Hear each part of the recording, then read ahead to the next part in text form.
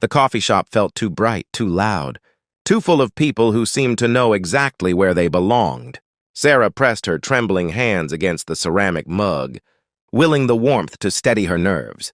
Across from her sat Michael, a single father of 7-year-old twin girls, who had been nothing but kind since she'd arrived 20 minutes late, flustered and apologizing.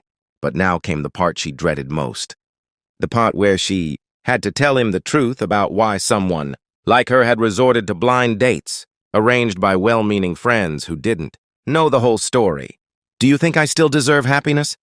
The words tumbled out before she could stop them, raw and unfiltered. Sarah's eyes remained fixed on her coffee, unable to meet his gaze. "I mean, after everything I've done, everything I've failed at, do you think someone like me has any right to sit here and pretend I could be normal? That I could be someone worth knowing?" Michael set down his own cup slowly, his expression unreadable. Sarah braced herself for the polite retreat, the gentle letdown, maybe even the check hastily paid and the awkward goodbye. She'd seen it before, felt it before. That moment when someone realized she carried too much damage, too much history, too many jagged edges that might draw blood if they got too close. But he didn't leave. Instead, he leaned back in his chair and said something she never expected. "Tell me why you think you don't." So she did. Sarah told him about her younger sister, Emma, who had been her best friend, her responsibility, her whole world after their parents died in a car accident, when Sarah was 23 and Emma was just 16. She told him how she'd dropped out of grad school to become Emma's guardian, how she'd worked 2 jobs to keep them in their small apartment, how she'd promised Emma that everything would be okay, that they'd get through it together. She told him about the college fund she'd saved, penny by penny, for Emma's future. And then she told him about the call that came 3 years ago. On a Tuesday afternoon that had started like any other, Emma had been diagnosed with leukemia, aggressive, advancing fast, requiring experimental treatment that insurance wouldn't cover. Sarah had spent everything, the college fund, her savings, money borrowed from friends she could never repay. She'd sold their mother's jewelry, their father's book collection, anything of value. She'd begged hospitals and foundations and strangers on the internet. "It wasn't enough," Sarah whispered, her voice cracking. "Nothing I did was ever enough. Emma died 6 months after her diagnosis. She was 19 years old and I failed her. I had one job, one person to protect, and I couldn't do it." The silence that followed felt heavy enough to crush her. Other conversations buzzed around them.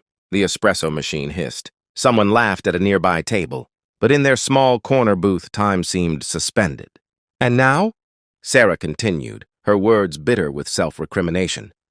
"Now I'm drowning in debt I'll probably never escape. I work as a night shift nurse at the same hospital where Emma died, and every single day I wonder what the point is. My friend insisted I come here tonight. Said I needed to start living again, but how can I? How can I sit here and talk about movies or music or where I see myself in 5 years when I let the only person who mattered slip away?" She finally looked up, tears streaming down her face that she didn't bother to wipe away. "So I'll ask you again, do you really think someone like me deserves to be happy?"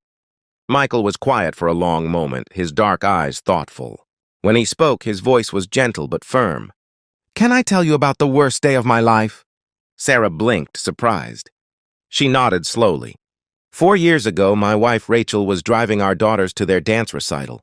I was supposed to go with them, but I got called into an emergency meeting at work, a meeting I thought was so important I couldn't miss. I told Rachel I'd meet them there. He paused, his jaw tightening. A drunk driver ran a red light, hit them head on.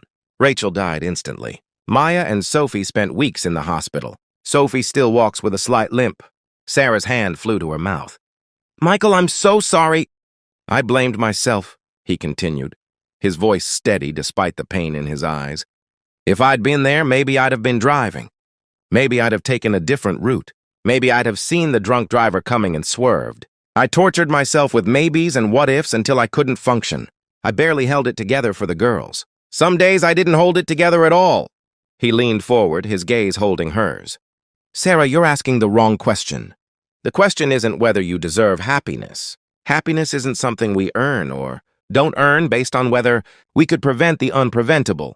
Your sister didn't die because you failed her. She died because she got sick, because sometimes terrible. Unfair, devastating things happen to good people, and no amount of love or money or sacrifice can stop them. But I should have... What? What should you have done that you didn't do? His voice was kind but insistent. You gave up your dreams for her. You worked yourself to exhaustion. You spent every penny and borrowed more. You were there. You loved her. Sarah, you didn't fail your sister. You honored her with everything you had. The tears came harder now, years of grief and guilt finally finding release. Around them, Sarah was dimly aware of other patrons glancing over with concern, but she couldn't stop. Couldn't hold it in anymore. Michael reached across the table, offering his hand. After a moment's hesitation, she took it. I'm a single dad barely keeping my head above water, he said softly. I burn dinner more often than not. I cry sometimes when the girls are asleep because I miss my wife so much I can't breathe. I'm terrified every single day that I'm messing up, that I'm not enough, that my daughters will grow up broken because of me. But you know what I've learned? We're all just doing our best with impossible situations, and that has to be enough because it's all we have. Sarah squeezed his hand, unable to speak. Your sister wouldn't want this for you, Michael continued. She wouldn't want you drowning in debt and guilt, refusing to let yourself feel anything good because you think you don't deserve it. She'd want you to live, really live, and to find joy again. Not because you've earned it, but because you're alive and she's not. And the best way to honor her memory is to embrace the life she didn't get to have. Something in Sarah's chest cracked open, a fissure in the wall she'd built around her heart. I don't know if I remember how, she admitted. Michael smiled, sad but genuine. Then maybe we can figure it out together. Two broken people who are tired of drowning, trying to remember what it feels like to float. They talked for 3 more hours, until the coffee shop staff started putting chairs on tables. They shared stories of grief and guilt, but also of small joys.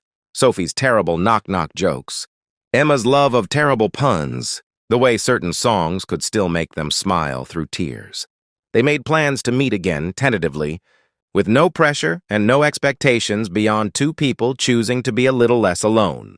As Sarah walked to her car that night, she felt something she hadn't felt in 3 years, the faint, fragile spark of possibility. She thought of Emma, of her sister's bright laugh and fierce spirit, and she made a promise to the stars overhead. She would try.